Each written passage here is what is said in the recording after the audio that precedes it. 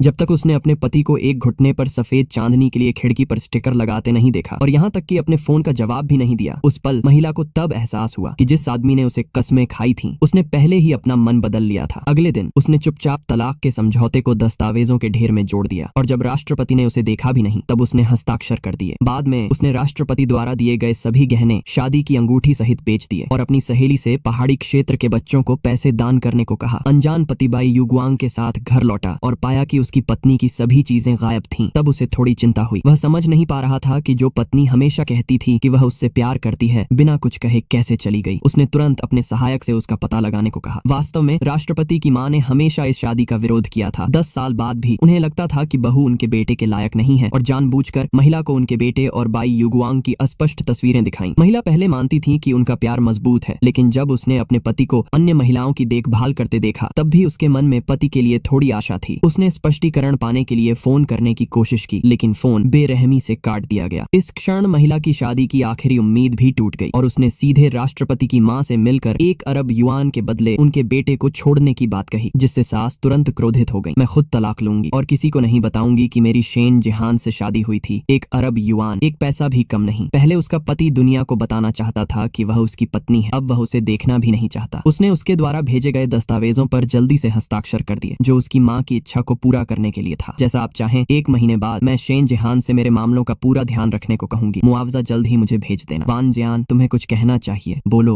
बोलो। तुम्हें अभी भी। फोन रखने के बाद उसने अपनी सहेली से गहनों का निपटान करके दान करने को कहा, लेकिन उसे उम्मीद नहीं थी कि गहने देने के रास्ते में एक मोटरसाइकिल उसकी कार का पीछा करेगी। वह जल्दी से कार से उतरकर इससे निपटने लगी, लेकिन उसने ध्यान नहीं दिया कि कार में बैठा अमीर युवक उसे देख रहा था। फिर भारी बारिश आई और वह महिला पूरी तरह भीग गई। उस अमीर युवक ने अपना कोट उतारकर ड्राइवर को दिया कि वह उसे दे दे। देखो, तुम्हारे कपड़े गीले हो गए हैं, ये पहन लो। धन्यवाद, मैं इसे धोकर साफ करके वापस कर दूंगी। उस पल दिल की ठंडक ने महिला को लंबे समय बाद एक संतुष्टि का एहसास कराया। जब महिला अस्पताल में अपने माथे की चोट का इलाज करा रही थी, खबर सुनकर उसका पति वहां पहुंच गया। उसने महिला से यह नहीं पूछा कि वह कैसे घायल हुई, बस यह पूछा कि उसने फोन क्यों नहीं उठाया। महिला ने अपने सामने खड़े स्वार्थी और घमंडी आदमी को देखा। वह समझ नहीं पा रही थी कि वह ऐसे इंसान से प्यार कैसे कर बैठी, और यह भी नहीं सोचा था कि पति ने उसके शरीर पर पुरुष सूट देखते ही मुंह बनाया और एक झटके में उसे खींचकर बाहर फेंक दिया। महिला अब उससे कोई संबंध नहीं रखना चाहती थी और तुरंत इस्तीफा दे दिया। इस समय वह आदमी पहले से ही उसकी परवाह नहीं करता था, बिना कारण पूछे ही मान गया। अगले दिन महिला कंपनी में हैंडओवर प्रक्रिया के लिए गई। वहां उसकी मुलाकात प्रेसिडेंट के सहायक बाई युगवांग से हुई। उसने महिला का मजाक उड़ाया कि वह इतने सालों तक बिना नाम पहचान के रही और अंत में उसे बाहर निकाल दिया गया। महिला ने तुरंत जवाब दिया कि वह दूसरों की छोड़ी हुई कचरा उठाना पसंद करता है। बाई युगवांग क्रोधित होकर महिला को मारने के लिए हाथ उठाया, लेकिन महिला ने तुरंत कार्डबोर्ड बॉक्स उठाकर उसे